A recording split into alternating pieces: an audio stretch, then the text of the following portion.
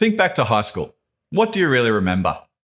Chances are it's not the textbooks or the algebra, but perhaps the times you were pushed to grow, to stumble and figure out who you are.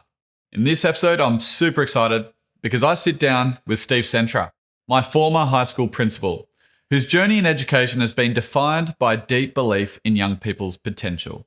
From his early days stepping nervously into a classroom at just 22 to leading schools as principal, Steve has always looked for ways to move beyond fear-based teaching and instead light a fire of curiosity, resilience, and self-belief in his students. And I can definitely vouch for that. Steve was an amazing teacher. We talk about his philosophy of teaching, about empowerment rather than control, and the moments that showed him the importance of letting young people figure things out for himself, and why he believes schools often sell kids short. Steve also talks about his personal challenges of leadership and the toll it took on his own well-being. Today, through his new initiative, the Reconnect Project, Steve is helping young people and parents cut through the noise of academic pressure, technology, and social expectations to reconnect with themselves, find balance, and to discover their true path forward. If you've ever questioned the way our education system works or wondered how to better support young people in a world that seems to never stop, this conversation is packed with wisdom, honesty, and hope. I think you're going to love it. Let's get into it. Hello, Steve. Hey, Tom. How are you? Very good, and thank you so much for joining me today in beautiful Sydney. Yeah, welcome to Sydney. We've put on some decent weather for a change. For those watching this podcast right now or listening, it's a little bit different to our normal format. We are in Sydney, obviously, and usually it's shot in our studio on the Sunshine Coast, but I was at a digital marketing conference. You live here now, and I thought, hey, why not have a chat with my ex-school principal and see what he's up to. Yeah, perfect. So I guess let's rewind a little bit. You're an educator, been an educator career-wise all your life, I believe. Mm-hmm. Where did that spark come from? Why did you want to go into that field of education? Well, it's funny, I never even really considered teaching. I come from a family of tradies. All my uncles, uncle's brother, dad, all in different trades. So I thought, I'll probably be a tradie. And then my dad worked offshore at the time, and I thought, tradie or oil industry, either way, I'm going to make squillions that way, you know. So I left school, got a job at Schlumberger in Sale, which is a French offshore company.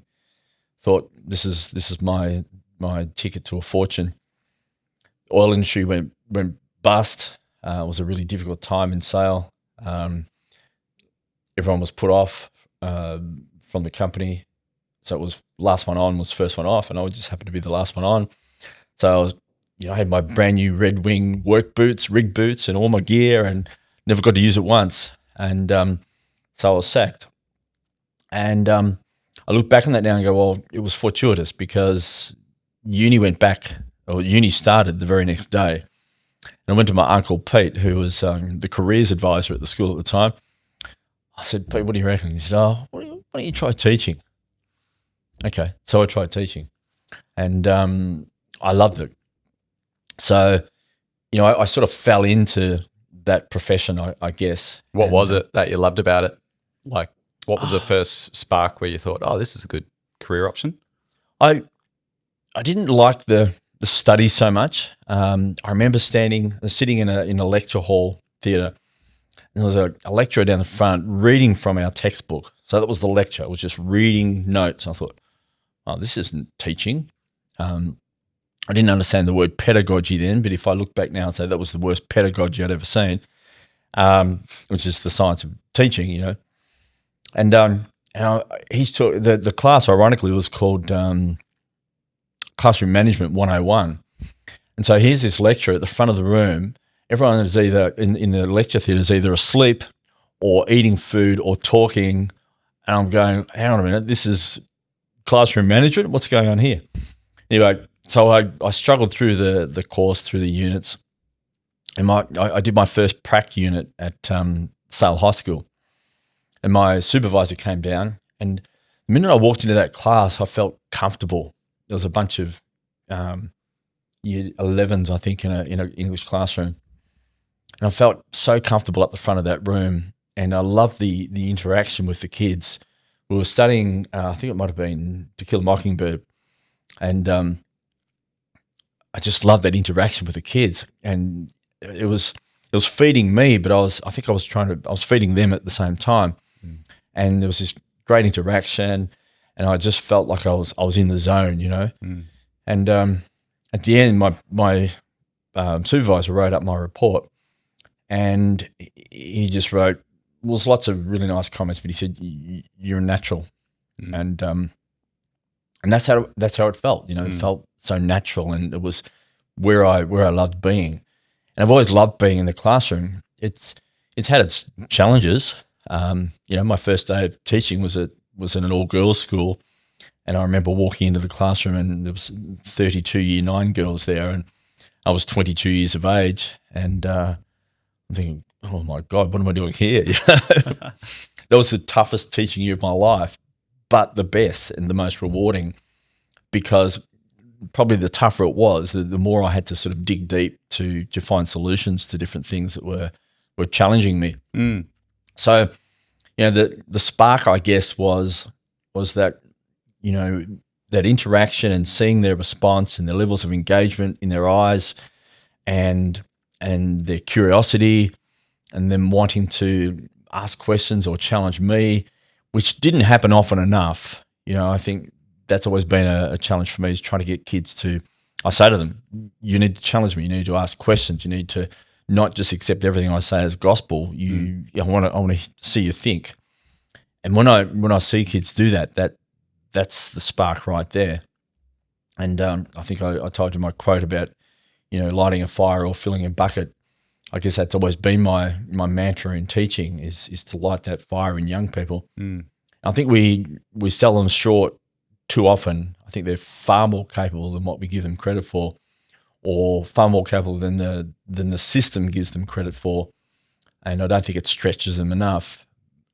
But for me, that spark comes when you do stretch them and they respond and they grow and they realize something about themselves. And that can happen in the classroom, or, you know, it can happen on a camp. I've been on plenty of camps where, you know, I remember one with an Outward Bound group a couple of years, or a long time ago now, and this girl who looked up at this steep mountain in front of her with a heavy backpack on, and just fell on her back and burst into tears, and she said, "I'm not going any further." And I remember picking her up and pushing her a little bit on her way, and I said, "Well, we can't sleep here." She got to the top of that mountain, and she said, "Oh, I did it, didn't I?" And I said, "Yeah, you did it, and you realised that you're more capable than what you thought you were." It's a good metaphor, isn't it? You can climb that mountain. Yeah, we both climbed that mountain. Mine was quite a metaphorical one, and hers was literal. But she had a tough life too. And when she went back to school, she said, "Can I come again next year as a guide?" She'd had a really tough life. So it's those moments that have sparked me all through, you know, in my initial days as a teacher through to the very present day. It still happens, and nice. It's amazing. You spoke of the school system. What was it like back then to now? Has it changed? Do you look back romantically on it, how it was, or is it just hasn't changed that much? Look, it hasn't changed that much, really. You know, we're still teaching rather rigid curriculum in the same sort of environment, rows of tables and chairs, and, you know, teacher up the front as the font of all knowledge. Not much of that has changed. I think our students have changed slightly in terms of, I think attention spans are probably less with the advent of, you know, technology and social media and that sort of thing. So I don't think kids have changed that much apart from that, and I don't think the classroom has changed much. I don't think schools have changed much. We're still operating predominantly on a fear-based paradigm of, you know, action consequences, and I guess that's the way the world works. You know, there's an action as a consequence, but I think imbued in the education system is an element of fear, where the teacher is the authority figure, The students are the subordinates, and that's the dynamic, that's the relationship. I don't think that draws out in our young people their true capabilities. And so I still see, school hasn't changed that much in terms of the environment and the structures and the systems. And I work with a young guy after school from a different school to the one I work at, and I said, "How are schools today?" It's always quite negative. And he's sitting there in his school uniform, and it was 6 o'clock at night. I said, "Mate, why are you sitting in your school uniform, tie done up neatly?" Because we have rugby training straight after school, and we have to put our uniform back on after rugby training to go home. So, you're serious? He goes, yeah. It's an old, well-established, highly academic school in Sydney. And I said, well, what would happen if you didn't? Because we have sergeants at school. I said, sergeants? He said, yeah. They're mostly retired teachers who walk around the yard with a clipboard and pick you up for being out of uniform. And they also stand at train stations and bus, shelters and enforce the rules around uniform. And I said, how do you feel about it? He goes, I hate them. And I guess there's still elements of that in our system. I've never abided by that sort of way of interacting with young people. It's the fear-based paradigm again. You wear your uniform, and this school is all about image and the brand. And I thought it was appalling. And I'm working with this young guy because he's struggling with performance at school. He's not he's a smart kid, but he's not a compliant kid, and he's not a highly academic kid, however you want to define that. But he's a smart boy. He's going places, but not in the same context as maybe the school expects him to perform. And I guess this is one of the inherent problems in our current system. Do you see, you've been in school systems for so long now, and I'm not sure how in touch you are with students post-school. I know we sort of have kept in touch over the years in a small way, but is there a common thread with how kids are at school to how they can do outside of school?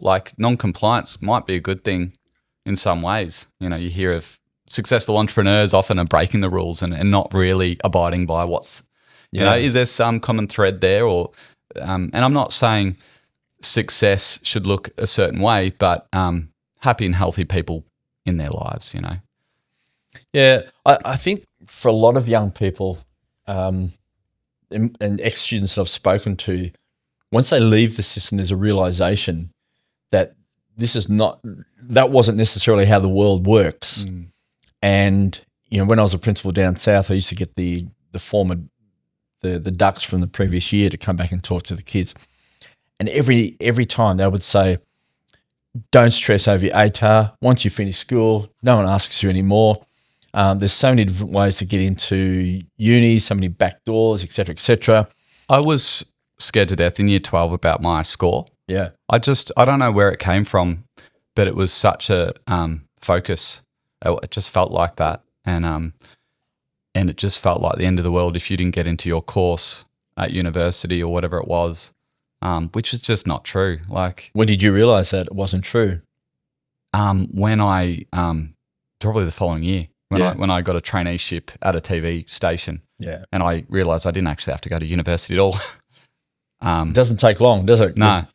And that's what I say to some of my clients. I say, look, this system doesn't suit you, and it may not be nurturing your talents or your gifts, but just hang in there. And I use the quote quite often, be in the world but not of this world. And it makes sense then once I explain it, because it's, okay, play the system but understand what the system is and be able to step back and look at it and go, okay, I'll do the best I can. I'll get, good scores if I can, but I'm not going to be caught up in that vortex that sucks us in and says that I am my ATAR or I am my academic results. I can, and it's about awareness again, or a consciousness around, how this system works. So I work with a lot of parents too, and I go, look, don't stress about the ATAR. Oh, but the ATAR, they need that to get into uni. I said, look, they do. There's a lot of back doors in, but the more your son or daughter fixates on that, the more stressed and anxious you're going to become, and the less well that they'll probably perform anyway. So let that go. You know, don't define your child in this way, and don't put this pressure on them to be in this way. Let them understand the system, as I say, be in the world, but not of the world. Be able to step back and observe it from a distance and understand how it works. And if you're conscious of how the system works, then it's not as heavy. You know, it doesn't weigh you down as much because you go, okay, look, I know what's going on here. You know, this is the way they want me to play it. This is the way society is. Let's do that.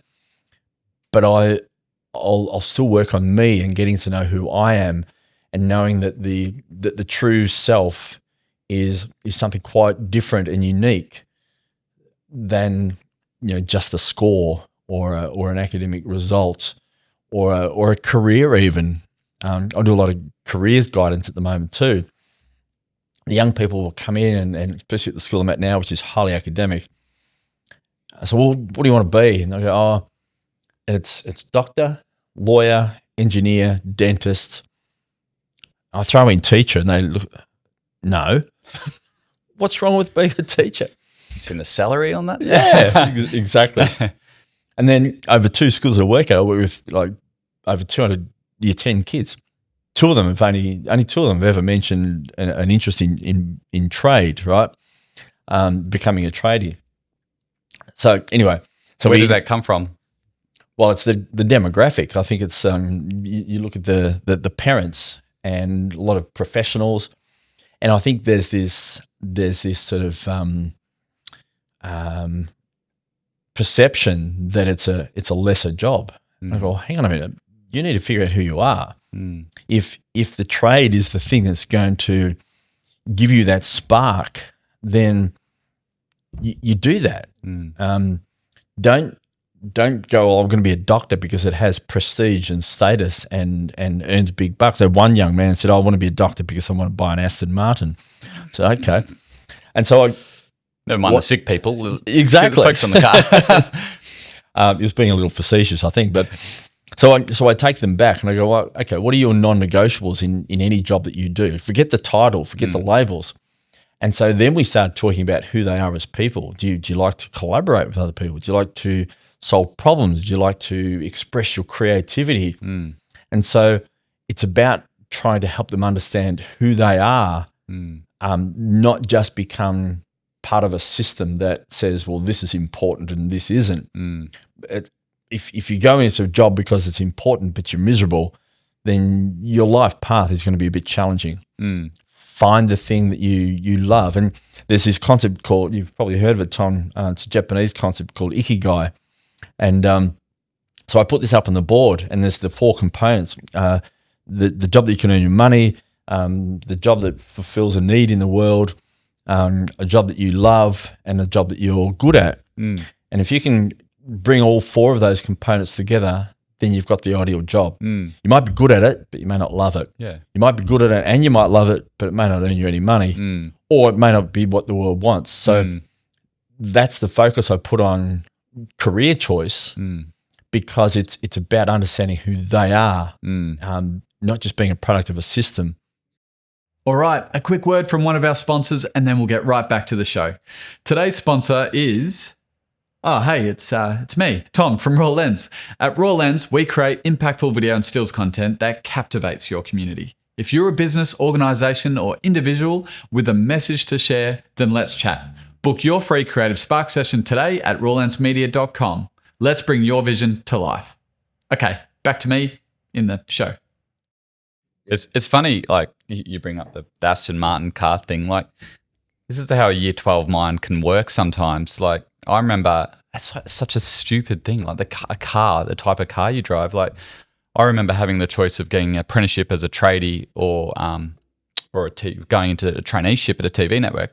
And you know what I was thinking about? Like, all the tradies in town drive pretty good cars. Yeah. That Oh, this is a tough choice. Hilux over here. I was going to say a Hilux, definitely a Hilux. Yeah, like a new one, a new fancy one.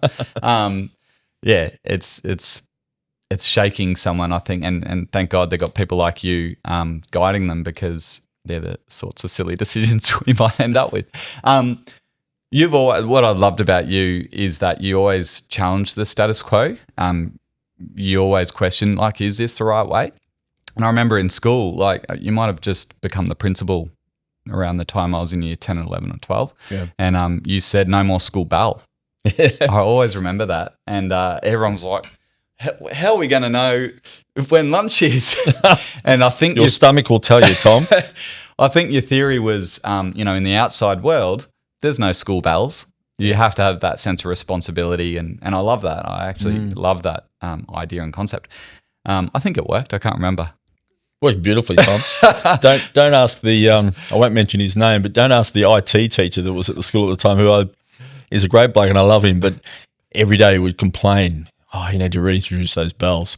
Need that bell. He was relying on it. Yeah, I'll tell you off camera who that teacher was, and I think you'll have memories of him. I've got a picture. He might have been behind a glass sort of office there at the back. That's the one. Yeah. So yeah, where did that come from? I guess you were speaking about your early days in the all-girls school, and then, like, where did you start to go, we could probably do things a little bit differently here? I don't know. It's sort of intuitive. I remember when I first started teaching in 1990, was the year I got married as well. So I always say it was the trifecta. It was I started my job, I got married, and Collingwood won the grand final that year. So, don't know why that was even included in that. It's important in Victoria. It is. I've sort of lost a bit of interest in that. But I remember rocking up to school, and my class, that 32 year 9 girls who were such a challenge, but I loved. They mobbed me with eggs and flour, right? Because I was getting married the next day. So they thought that was the way of celebrating this event. Did you expel them all? Or? Well, I remember the principal coming in into my class and giving them the biggest dressing down I've ever seen. Well, not ever seen. I've seen some big ones. But and I'm sitting back thinking, they didn't do it maliciously. Yeah.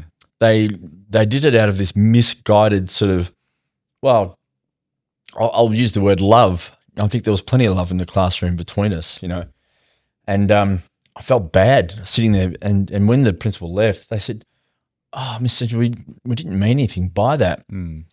Were you still wiping the egg out of you? Yeah. the flour in my hair. And the only thing I was worried, it was such a waste of good food, But I remember thinking at that point, this is the wrong paradigm here. There was a perfect learning opportunity, right? And I'll tell you another story about a similar thing in a moment. But at that point, I thought we've missed our chance to teach them why that was the wrong way to do this. They copped the punishment or the dressing down, and it was like the fear-based paradigm being implemented again. You shouldn't do that, and it was disgraceful and disrespectful. And in their mind, it was respectful. They just didn't quite get it, because we had a great relationship. Mm. And I think that's what we miss in teaching a lot. We let the emotion sort of get in the way or shroud the situation, and we miss the learning opportunity.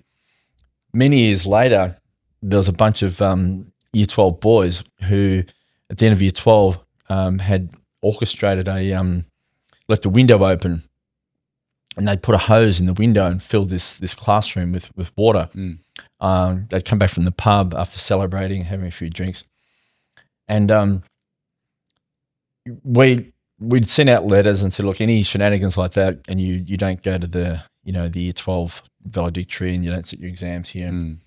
They were devastated. Their parents were even more devastated, and some quite angry. And I was the head of the senior campus at that time, and I remember sitting in the room just with the boys. They got it, and I wasn't. There was no animosity between us. There was no anger. It was like these were the rules. This is what you did, and these are the consequences. And there was no animosity. And I remember that night at the valedictory dinner, I was walking home, and all the boys who weren't allowed to go, who were devastated, were sitting in the pub, and they invited me in for a drink. And I didn't go, of course, but Right. you know, they saw that it wasn't personal, that it was just a set of rules and you know, parameters around that they'd broken.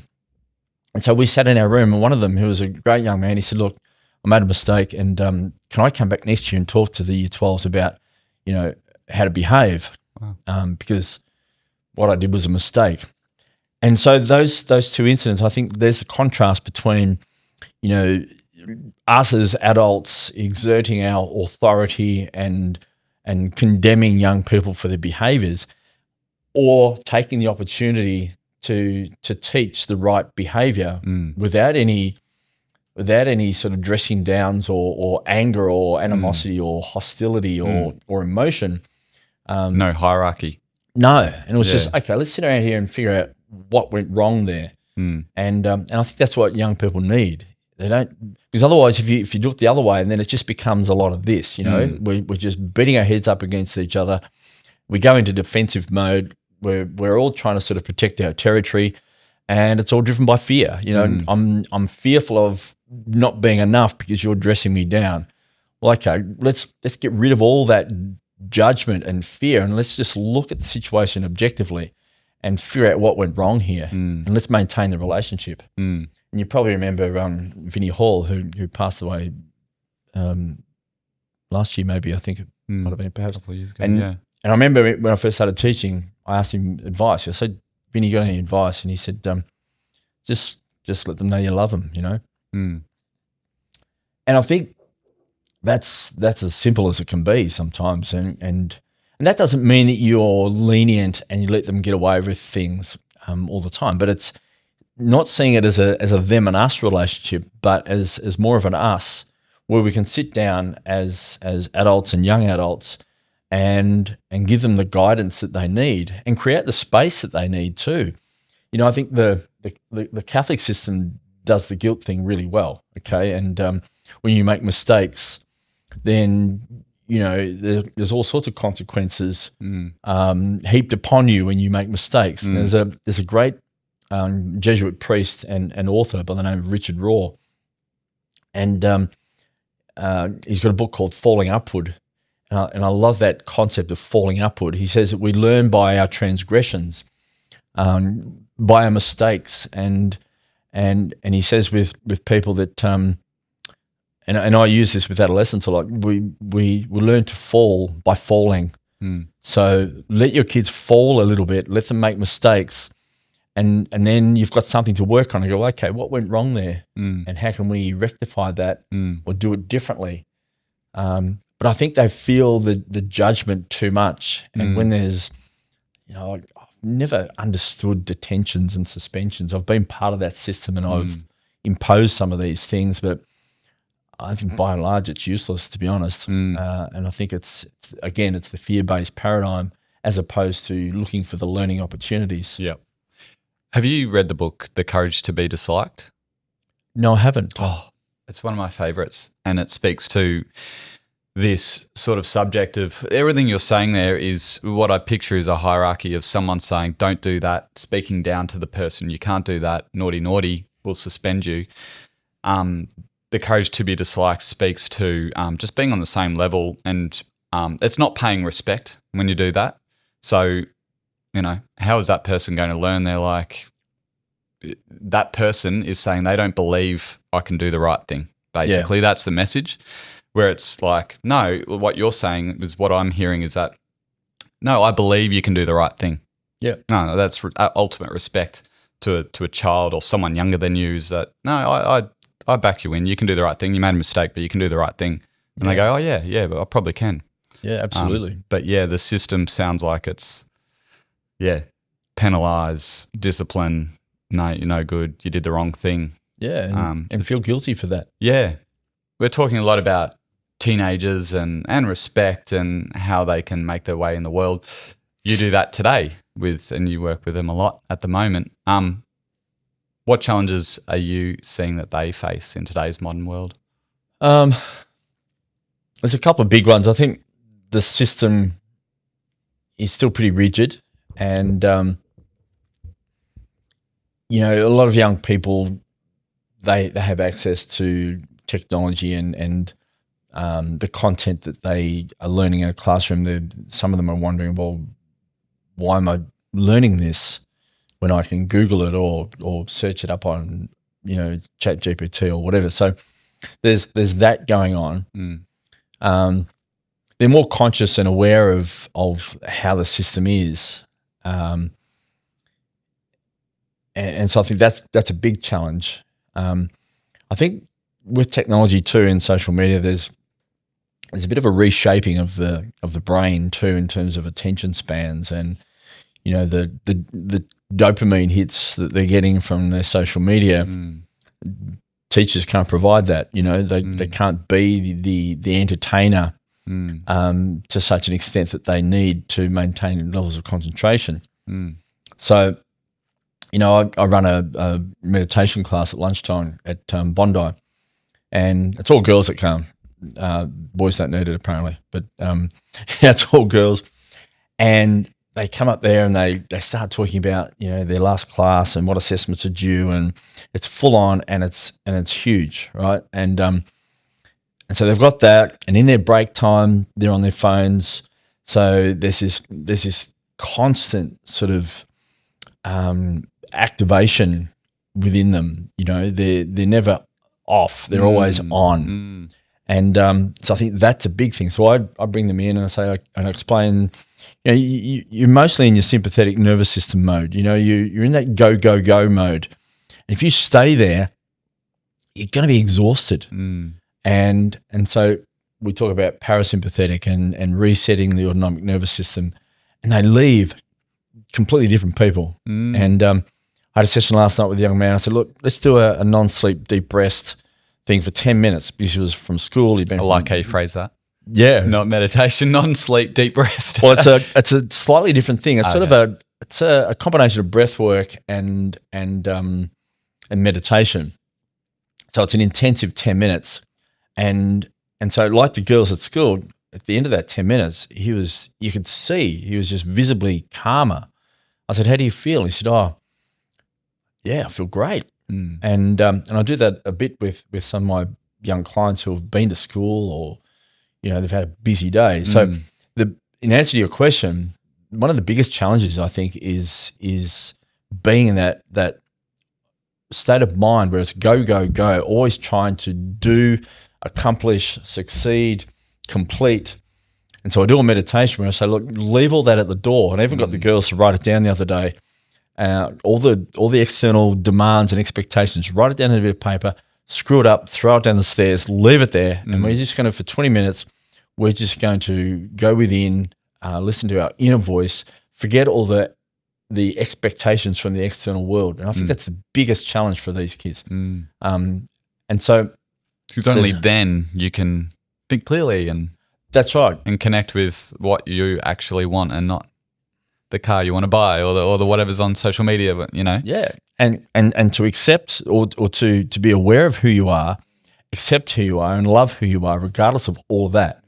And I think that's a huge challenge that we have with our young people, because there's a cardiologist by the name of Reinhard Friedel, who wrote a book about the heart. Basically, he's a heart surgeon, and he said, I can tell the people who are stressed. He says stress is a huge killer. He said, when I open up their hearts or their chests and I can see the damage to their heart lining and their valves, he said, I know that they've been in sympathetic nervous system mode way too much, because the amygdala, which is that sort of, that fear center, activates the adrenaline and pumps it through the body and floods the body and the heart with the adrenaline, that over time will damage it, because we're not supposed to be in that mode all the time.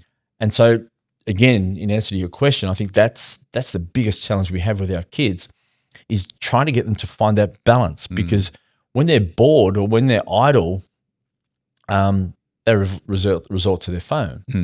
You know, the phone has killed boredom, and the phone is a thing that we consume. We're not creating, and we're definitely not stopping and just resting and just being. We're still doing, and so it's the tug of war between the being and the doing, which is our biggest challenge. And I know that when I do just the being with young people, they really realize it. They get it, and they go, yeah, it makes sense. I had one boy at a school I worked at in the city, and so we're going to go to the park. We're near the Domain. I said, we're going to just take off our shoes. We're going to sit on the grass, and we're going to meditate. And this boy who was tells me he's autistic or ADHD or both, all of that. So I can't meditate. So I said, why not? He said, I'm not being productive. I said, okay, just try it, you know. So we went over and we did kick off our shoes, and they thought I was a bit weird, but they loved it, and they're connecting with the earth, and it was a beautiful sunny day. On the way back, this young man says, "Oh, sir, I just feel better." I said, "Yeah, that's what you can feel like if you just stop." And so then he made it a practice, and he came to me one day and he said, "Oh, so I just did a meditation before my chemistry exam. It was the clearest I've ever been in my head. It was great." Wow. It's that simple. It's as simple as that. It's as simple as that. How did you discover this? Did you have your own moment of, teaching can be a very demanding job? Yeah. Is that what led you to incorporate these kind of practices into your own life? Absolutely. I was a principal for 6 years down the coast, and I had these romantic notions of what that job would be. I loved it, but it was intense. There was so much pressure and stress. We had some pretty challenging situations with student suicides and bushfires where certain members of our community had been killed in the bushfires. COVID hit. I had a court case that I was involved in with a staff member. It was full on, and my self-care was non-existent. So of a morning, I lived 500 metres from the beach.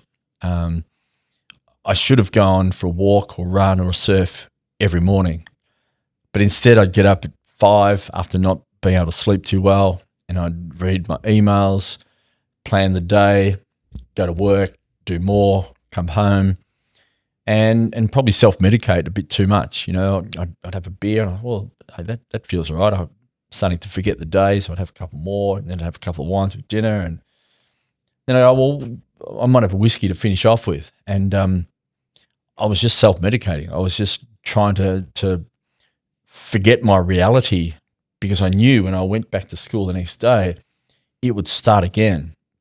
My office door was a revolving door of issues to manage. I'm pretty driven in my work, so I was trying to change lots of things because it was a fairly isolated school, and I'd been to schools in more built up areas. And I thought, we've got a bit of catching up to do. So, and I had all these ambitions of bringing in new programs for our Year 9s to be more engaging, and it was full on, to the point where I probably collapsed from the exhaustion, and I had to walk away from the job. Kids used to come to me and say, "Oh, Mr. Centra, can you give us some career advice?" I said, "Look, for 30 years, I've bounced out of bed to go to my job, and that's what I love to do. But when all this happened, I stopped bouncing out of bed, and I was exhausted. It changed my whole life, and it was a turning point. My marriage also suffered as a result of that, and my whole life in an instant just changed. So I walked away from everything, and but in that transition period, I thought, okay, I have to now look after myself. How do I do that? And so meditation was a big thing. Did you have so you left the job? You had some time off just to recalibrate. Yeah, and I was living by myself at that point. It was a struggle, you know. I'd been, you know, I'd sought help, and there was all sorts of medication that was suggested, and I thought, no. I was reading a lot of books that said, you know, from different gurus who would say, look, you've got to feel, you know, you've got to feel what's going on here in order to heal it properly. And so I felt it. I felt it intensely, and there was a lot of pain, a lot of grief from walking away from a marriage and a job that I loved, and it was a tough time. So I had to then implement different practices to try and build back up, and it took some time. But you know, I remember being in my room thinking, Lao Tzu has this great saying where it says, you know, you're depressed if you live in the past, you're anxious if you live in the future, but you're at peace if you live in the now. And I thought, right, I've just got to focus on the now. This is what's important. The past was a bit of a mess in the recent past. I'm not sure what the future holds for me, but I've just got to savor this moment. And I bought Eckhart Tolle's book, The Power of Now, like 10 years earlier. Had read it, thought, yeah, this is not bad, this is okay. But I had this inclination, I don't know, I had to read it again. So I went into my shed, read boxes and boxes of books. I thought, I've got to find The Power of Now. I've got to find it. The very first box of books that I pulled out from the shelf, it was sitting on top for some reason. It slid down and landed at my feet. I thought, right, there's a message there. I've got to read this book. Yeah. And I started then a process of just trying to savor the now moment and stop projecting into the future, because that was pretty scary, or the past, because that came with a lot of guilt and remorse and grief and all these survival skill emotions, or survival mode emotions that kept holding me back. And so meditation was huge. Or if I couldn't sit there, I'd go and chop firewood for an hour or so, you know, and do something physical. But it was me trying to repair the damage, and I thought, this is stupid. I'm going to discover myself from this process, but it's a painful way to do it. I didn't need to go down this path and create a complete unmitigated disaster. I'd like to help people avoid these pitfalls, and to implement self-care practices that would prevent, you know, disastrous situations to occur. You know, and there's another way of looking at that, I suppose. Sometimes it's the only way through. You know, there's that saying of to be whole, first you need to be fragmented, and I was certainly fragmented at that point. But at that point, I knew that the next point that I was working towards would be wholeness. So is it you need to go through that process to become whole, or can you do it more gently by looking after yourself and being more conscious and aware? I guess that's the balance. Carl Jung talks about this idea of the second half of life, and how that comes about when you go through a particular experience. Sometimes it could be a tragedy or some significant experience in your life, which just wakes you up to this new state of consciousness.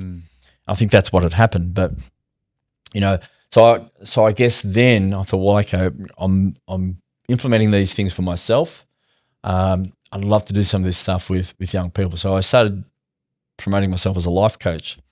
And I started studying a master's in counselling, and I was finding people were making really good progress from not my advice, because I said to myself, I'm not going to provide advice. I have this belief that everybody knows intuitively what they need to do.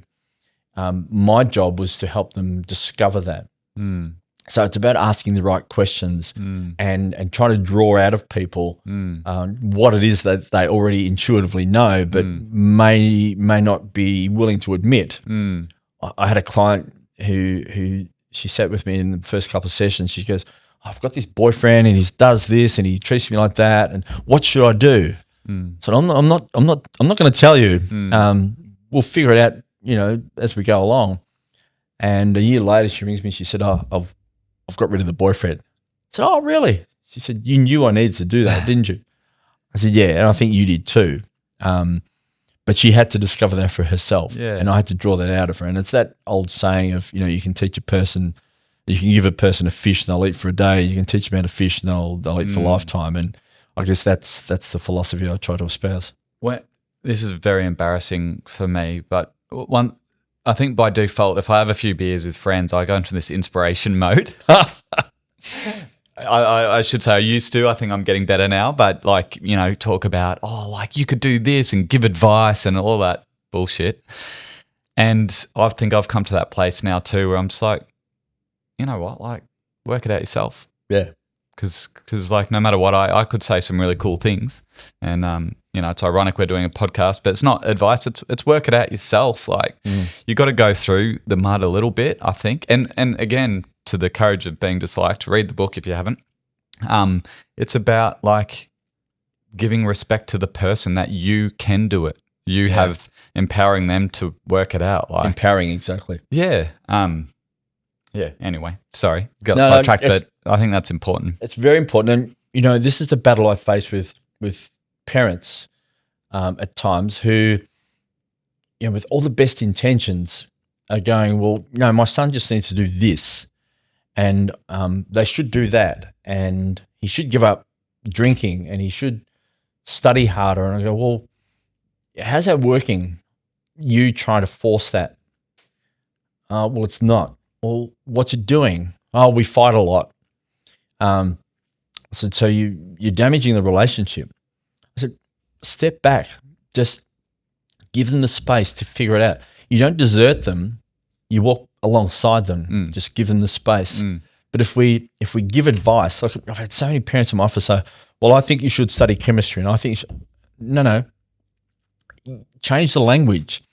Do you think chemistry might be appropriate for you or suitable for you? So it's changing the language, and it changes the whole dynamic and the whole paradigm of how we treat young people. Yeah. Excuse me. And I think, it is empowering. So I had this young boy who he does a lot of online gambling, and it takes up so much time, and it doesn't allow him to spend much time studying. And the parents are really frustrated and stressed, and I get all that. And I've asked them to just, back off and let him figure it out. And he is. He's realizing. I said, well, tell me how this affects you. Oh, yeah, I'm not getting much study done. Well, how does that affect you long term? Well, I want to get a good result. I want to go and study law or whatever it is he wants to study. So he realizes now that his actions have consequences only for him. And that's, he is trying to figure it out, just being left to his own devices. Yeah. And it requires patience because it's often the long game. And as parents, sometimes we just want instant results and just go, well, look, if you just do as I tell you to do, you don't have to waste all this time, you know? But it doesn't work that way. And I explained to a parent last night, it was about, I said, it's a bit like trees. If we let the tree grow naturally, the rings are closer together and the tree is stronger. But I used to live in Longford near the pine plantations, and they used to pump fertilizer in it, and the rings would be really quite far apart. So there's no strength in those trees. So I think our young people, well, everybody really, is a bit the same. If we just have patience and let the resilience grow and grow naturally and organically and slowly without trying to force or rush, then I think we can create really resilient young people. I mentioned I see the term letting go on your website, and that's mentioned a little bit. It's speaking to that, isn't it? It's almost feels counterintuitive, and maybe it's the school system we grow up in where we're told what to do. And we think that's the way, okay, we have to get advice and we have to learn that and do that. But it's actually from parenting to teaching, it's just letting go, empowering the person, and walking beside them. Yeah. I love that that metaphor because that's so true. Yeah. Just supporting, but empowering them. You can do it. Yeah. You can do it. You can work it out. There's a great incident that happened. I was teaching at Warrigal, we used to go on outward bound trips, and I was with a group of boys and big strapping lads and year 9, and they were just eating machines, you know. So at the end of this 12K trek or whatever, it was the morning of, right? And they were supposed to, all the food was laid out on a tarp, and the outward bound instructors would say, look, all that food needs to disappear in your backpacks before we go anywhere. They go, oh, I'm not carrying any more. My backpack's already full. It's heavy. And they were complaining. And I'm going, oh, look, do you want me to go? No, don't do anything. Don't do anything. Just let them figure it out. So we're standing there like this. And I'm getting frustrated because the kids are doing nothing. You know, all the food's just sitting there. In the end, one boy goes over and he puts the fruitcake in his backpack or whatever it was. And I go, all right, so everyone gets the food. But we're sort of an hour late, right, from our departure time. We get into camp that afternoon and it was dark. So we're going to set up in the dark. We have to find firewood in the dark. We have to cook in the dark, light our fire. All of that's in the dark. And the boys are cold. Like this is Tharwa, back of Canberra, right? It's freezing up there. And they're chopping up the veggies and they're cooking it in a massive big wok over the fire. And the boys are just like salivating, you know. And this boy takes the wok off the campfire, and one boy was like size 14 feet, walks past, and he clips the side of the wok, and it goes, and the veggies were all over the ground, and there was just this stunned silence. I'm going, oh, this kid, they're going to kill him. And they looked around, and they wanted to kill him, but they was just too hungry. So they get their forks, they knelt down on the ground, and they're eating this food off the ground out of the dirt. And I thought, there's the lesson. The next morning, they were ready like that. Yeah. The food was in the backpacks. No one had to say a word, and it was the most valuable learning experience I've ever witnessed. It was amazing. It's as simple as but that. we just let go. We just let go and created the space for them to figure it out for themselves, and they did. All right, a quick word from one of our sponsors, and then we'll get right back to the show. Today's sponsor is... Oh, hey, it's me, Tom from Raw Lens. At Raw Lens, we create impactful video and stills content that captivates your community. If you're a business, organization, or individual with a message to share, then let's chat. Book your free Creative Spark session today at rawlensmedia.com. Let's bring your vision to life. Okay, back to me in the show.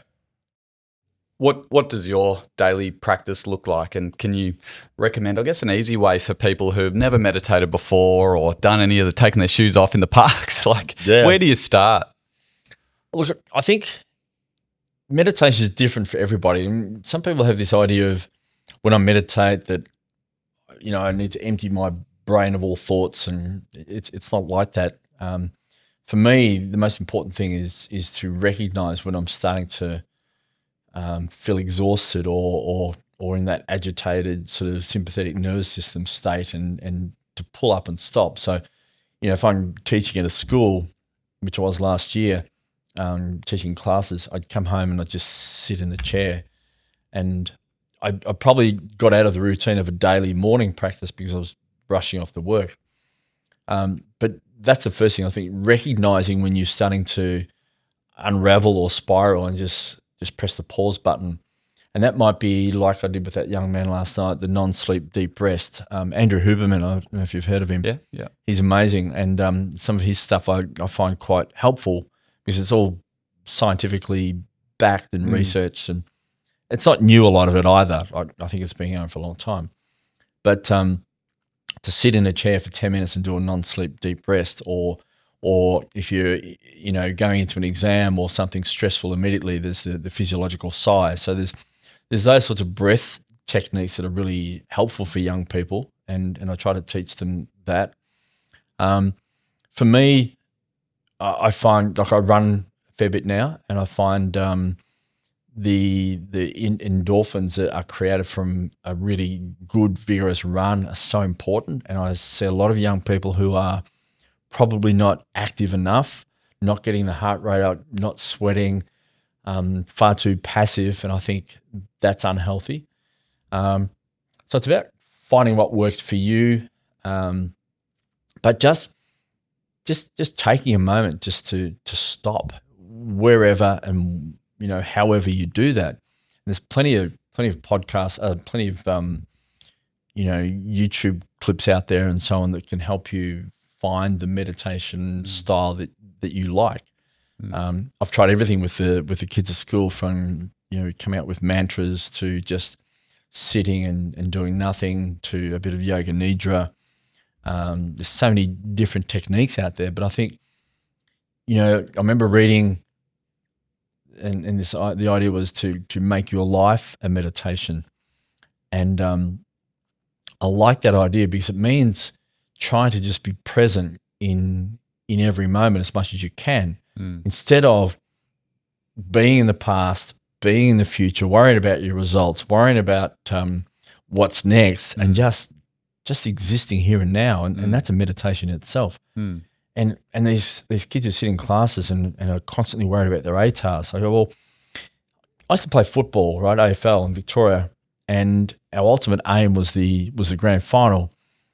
What would happen if I ran out in the field every game and was constantly thinking about the grand final in that game? They'd say, oh, you probably wouldn't play too well.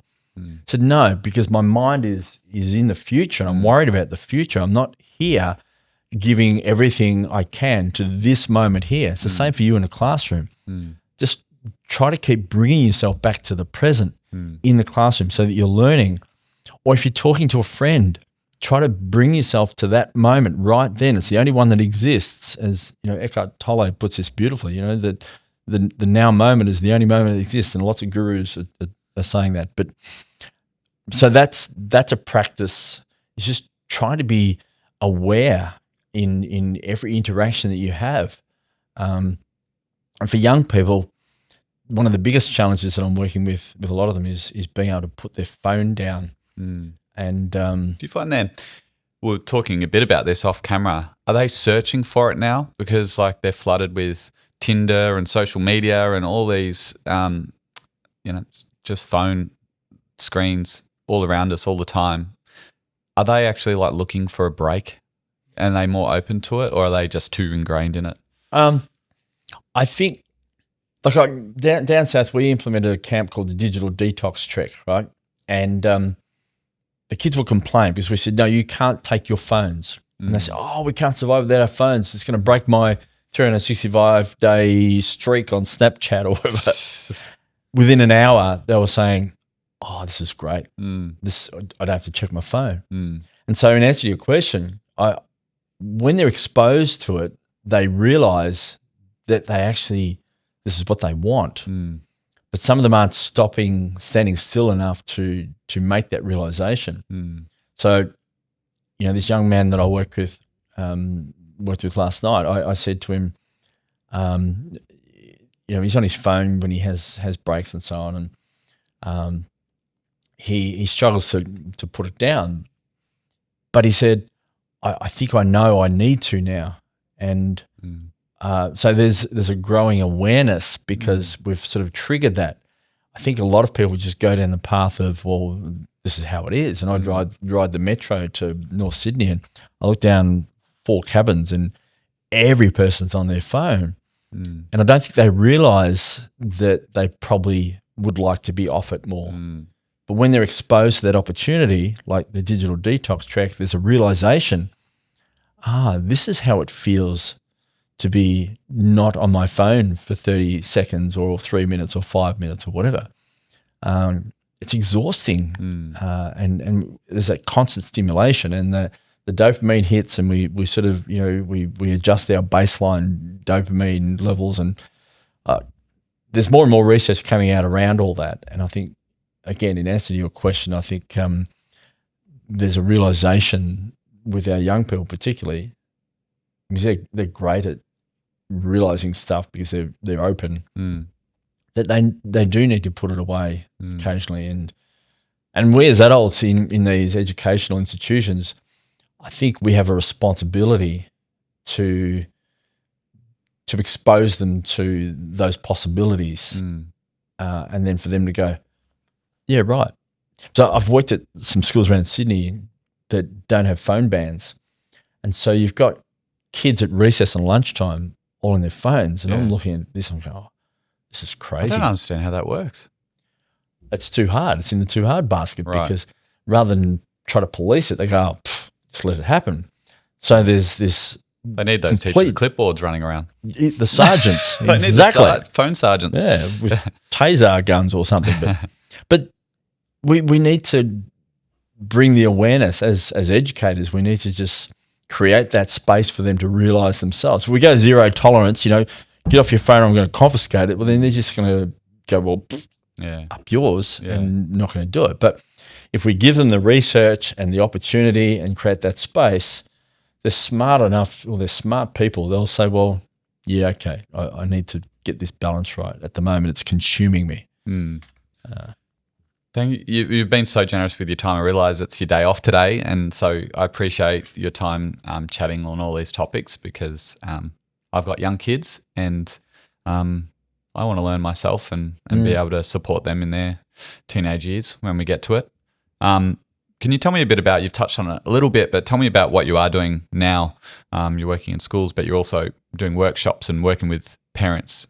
Can you tell us a little bit about what you're doing and how you're helping people? Look, I work with teenagers mostly, or young people outside of school, and I think there's in our modern world there's a propensity to look for a diagnosis or to identify disorders when people are suffering from poor mental health. Now, I'm not qualified to do any of that.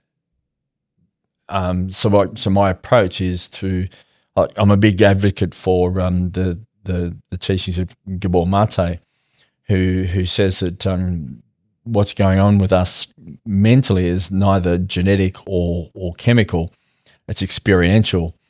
And so when I'm working with young people, I try to sort of help them identify what's going on based on their experiences. Has there been good emotional attachments with parents or loved ones at any point in time, or are they such a product of the system? It's created a belief system that I am only enough if I succeed at school, if I get a good job, if I'm good looking, if I've got a six pack, if I've got the best looking girl in the year log, et cetera, et cetera. And I suppose my work is going, well, it's about, no, you're enough, full stop. And it's a different belief system and it comes from a different place. And when there's that realization, they seem to be able to navigate life easier, more easily. And so I guess that's the work I'm trying to do is try to help people identify who they really are, separate from the myriad of external expectations that they're juggling, and to understand that person, to value that person, and to nurture that person. I have young people come to me, and there's this one girl, she comes to me a bit and says, look, I want to talk about this. It's not a big deal, but I go, okay, it is a big deal for you, otherwise you wouldn't be here. Forget the but, forget the judgment. Let's just strip away the judgment because that's the belief system. You're judging yourself, or you think others are judging you because your issues aren't important. Are they important for you? Yes, they are. Well, let's let go of the judgment and let's identify what the issue is, where the pain is, where the hurt is. Let's look at it, be able to look bravely in the mirror and courageously at what is going on, and let's figure out how we can heal that and be compassionate to ourselves. You just brought something up for me. I'm reading a meditation book at the moment, and it just says, if you're happy, say you're happy. If you're sad, say you're sad. Perfect. It's as simple as that. Simple as that. Don't bury it. Oh, I don't want to feel this way. I don't want to talk about it. If you're happy, you're happy. If you're sad, you're sad. Call it out, name it, and start from there. Yeah. And look, I've worked with a lot of young men, sort of late 20s, early 30s. And there was one client who came to me and he'd been in jail for a week. He'd belted some bloke and they locked him up. And he had some fairly serious party habits, and lovely bloke, but had some anger. And after we spoke for a while, he'd experienced a fairly tragic situation in his family that he'd never really expressed emotion about, never really opened up. So he was still grieving, but he didn't know it. So it was manifesting itself in drugs and alcohol and violent behaviour. He's one of the most beautiful, kind-hearted men I've ever met. But all of his pain was coming up in pretty ugly ways. So in terms of my work too, I guess I try to help them identify where that pain is and how to process it. And, thankfully that's shifting a bit, but I think with men, there is a propensity to sort of bury rather than express emotion. I think that's changing with your generation, Tom, thankfully. But that's part of my work too, is just saying, well, what are your experiences and what's really going on? And Bessel van der Kolk has this great book about the body keeping the score. And if we suppress this stuff, it doesn't go away. The body has this memory and it's just storing this stuff away. If we don't process it and heal it and move it on and acknowledge it, it'll come out at some point. Do you work with young men in the construction industry, and that industry has the highest rate of suicide, I believe? Yeah. So is it still that old school mentality of hiding those emotions in that industry, I guess, specifically? I think so. My brother's a builder, and so I've been exposed to that industry, and I've loved working in that industry. But you're right. I think there is a tendency not to express emotion and to really say how you're feeling. There's this facade and this sort of knockabout behaviour that people, it's a bit of pretense, I think. I worked with a builder from Victoria, and he said, look, I've just broken up with my girlfriend, but I don't feel like I can talk to any of my mates on the work side about it. So he wanted to talk to me about it. And I thought, how sad is that? That you can't sit around at Smoko and say, I'm feeling pretty shit because my girlfriend's just dumped me.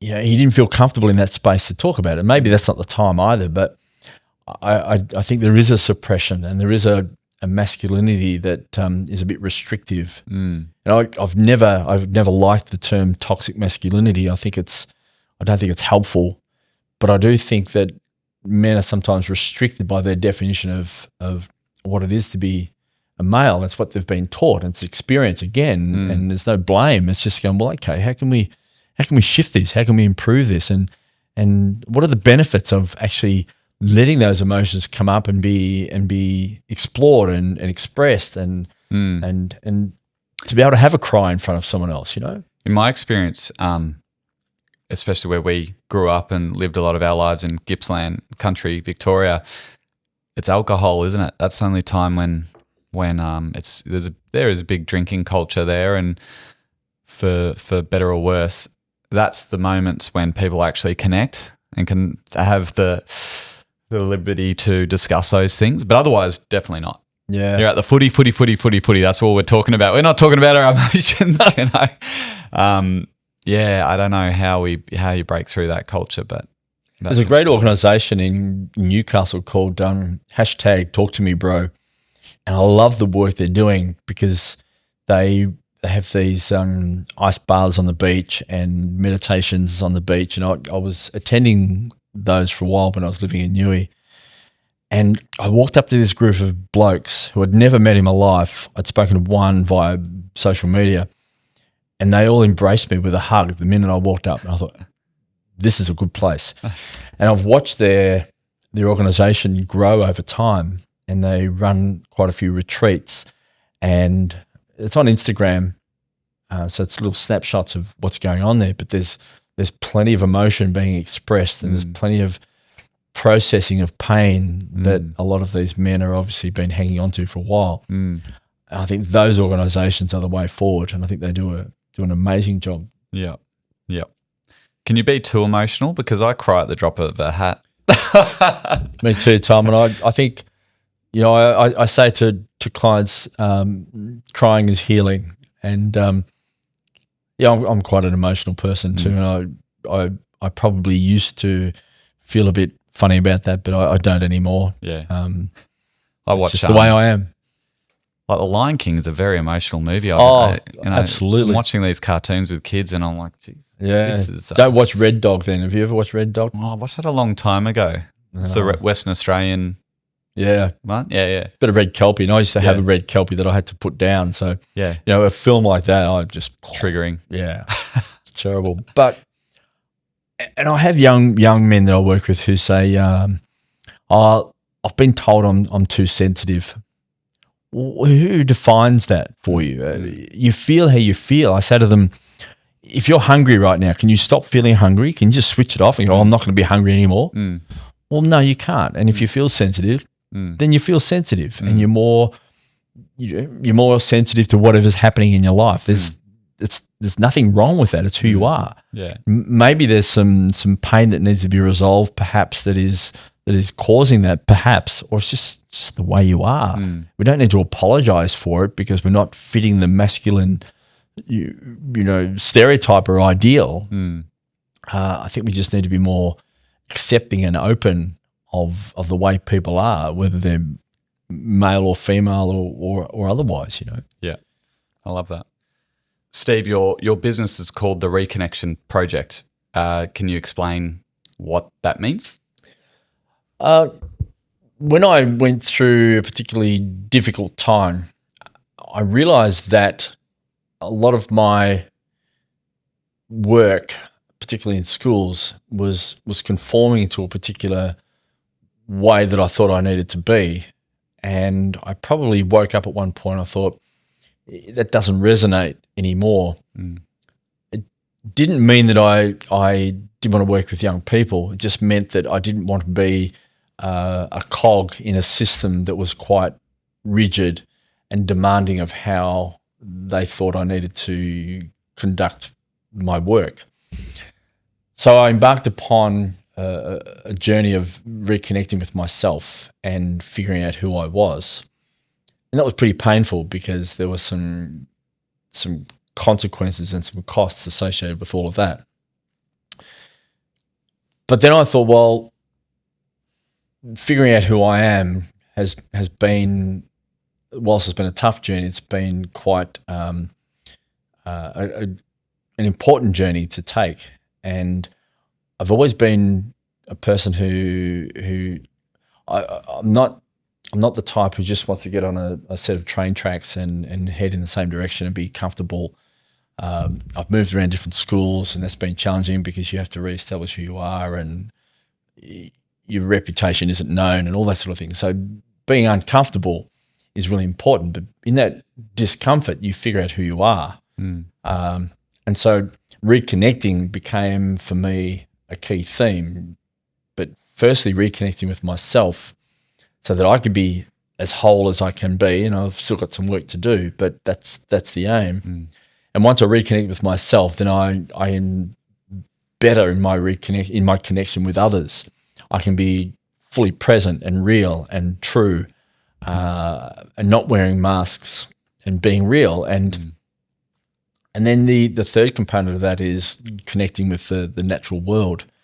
I think in our fairly artificial sort of existence that we're creating for ourselves, sometimes we can disconnect from that. And that's why I've always loved to surf or head up to the mountains or just go for a walk around my local area on the grass with bare feet, just to reconnect, because we've lost a lot of that. And I think this is where we're moving too far away from our ancient ancestors in terms of their connection with the earth and how integral that was for them. And when you see yourself as so connected with the earth, then you respect it. And I think we've largely lost that respect and destroying it consequently, the natural world, because we don't value that connection enough. Not like we could have learned so much from our Indigenous brothers and sisters in terms of how we connect with the natural world. So the theme that kept coming up in my mind was connection. And so the Reconnect program was born out of that, where it was about, right, what are the different ways that you can reconnect with yourself? And I know one of the components is just establishing boundaries. So to establish your boundaries with people, you need to understand who you are, what you're willing to accept, and what you're not willing to accept. And that takes connection with yourself to figure that out. A lot of the young people I work with, in trying to meet their need to belong, will destroy those boundaries and just comply to whatever's required of them as a teenager. So connecting with yourself, understanding who you are, means that you can create really firm boundaries in relationships or friendship groups. That was just one component of it. But the introspection and going within, listening to that inner voice. And I talked to the kids at school and I said, well, what is this inner voice thing we're talking about? Give me some other words. And they blow me away. They'll say things like, oh, it's your soul, it's your spirit, it's your true self. And there's this little boy in year 7 at this school I worked at. His name was Maximus. And he put up his hand. So I drew the picture on the board, the inner circle, the outer circle. The inner circle was the inner voice. And he says, oh, I think it's consciousness, sir. Like, this boy was 13, maybe not even. I thought, wow, this is connection with him. He understands that beyond this physical sort of being, there's something far greater and far deeper, a higher self, if you like. And I've always been in the Catholic system, and there's always been this notion of God, but it's always been an external entity. And I think make sure you don't do the wrong thing. Yeah, because he's watching. He's watching. And that's the guilt we were talking about earlier. Don't sin. But when I read things like the Bhagavad Gita and the Tao Te Ching, the Lao Tzu's book, and there's those 81 verses, he talks about the great integrity, and he talks about returning to solitude as our natural state, and then the Bhagavad Gita talks about this divine guide. I think, well, that's God, and that's within us. That's our higher self that's giving us that sort of guidance and direction, and it's internal. It's not what we're looking for is in here, not out there. And so to identify that, we have to sort of work on reconnecting all the time. And those books were written before Christ. You know, ancient texts that are still relevant today more than ever. You know, in the Tao Te Ching, it says things like, "Don't compare yourself to others," and things like this. And in the world of social media, it's like, yeah, good call. Saw that coming a long time ago. So they're very relevant today. Yeah, more than ever. And I'd never even thought of reading these books. I just sort of stumbled across them, and I don't believe in coincidences. I think I was supposed to find those books because it was the thing that set me on this path to figuring out how to connect. And I love that idea of the great integrity, and that was like living in harmony with yourself, with others, with the natural world, and that's enlightenment, or that's that perfect state that we're all sort of working towards. And it seems so simple when he writes about it. It's just amazing stuff, and I'm blown away by it. But we've lost a bit of that because we've become too much in our heads and not enough in our hearts. And so our society is revolving around the work of our mind and what seems logical and rational, but not enough of the heartfelt stuff. It's been awesome to reconnect with you. After all these years, we saw each other a little bit on the Sunshine Coast many years ago, but it's my 20-year anniversary for the year I left high school, which is saying a bit about my age. And mine. And yours. So it's really nice to catch up again and have this chat. So thank you for your time. Tom, it's been an absolute pleasure. I've loved the chat and grateful for the opportunity. I like to just bookend the chat with this question. It's always a nice one. And that is, where do you find yourself at most peace? I've discovered that can be found anywhere, and it's more of an internal thing, and it comes out of just being mindful of where I'm at and being compassionate with myself and knowing that I don't have to be perfect, and I'm working towards evolving, I guess, and so I can find peace in that, and it changes. If I get tired and stressed, then it's hard to find that inner peace. But I'm aware that I need to do what I need to do to get back to that. So I thought that living in Sydney, I may struggle to find that place. So I spent some time in the Northern Rivers, and I thought, well, okay, it's not about the geographical place that you're in. It's about how you are within yourself, and probably in terms of your relationship with others. That's a really beautiful place to be too, when you can really connect with another person. And I love the words of Ram Dass, who says that we're all just walking each other home. So I think that's a nice place of peace to be in too. I love that. Thank you so much, Steve. Awesome chat. Where can people find you? I on my website. You don't have to give away your address for your home address. But, website. It's a very small apartment, Tom. There's no room for anybody else. The website, the Reconnect program is, or project is on my website, stevecentra.com. On Instagram is probably where most of my videos will be found. I'm also promoting there at the moment a masterclass that is free for parents to jump on and talk about parenting of teens. And then later on in the year, I'll be running a 2-day immersive experience for parents, and hopefully their teens will come along with them to reconnect if there's been some disconnection. And that's called Bridging the Gap. So that'll happen probably early in 2026. So that'll all be on Instagram. Amazing. Thank you, Steve. Thanks, Tom. Hey, everyone. Thanks for watching the show. This podcast is truly a passion project for me and the small but awesome team behind the scenes. We pour our hearts into bringing you these honest and insightful conversations, but I can't tell you how much it helps when you hit that follow or subscribe button. The show gets bigger, which means we can expand the production, and we can continue to bring in amazing guests from all walks of life. Please help us to do this thing that we love and hit that follow or subscribe button. We appreciate you being here. Thank you.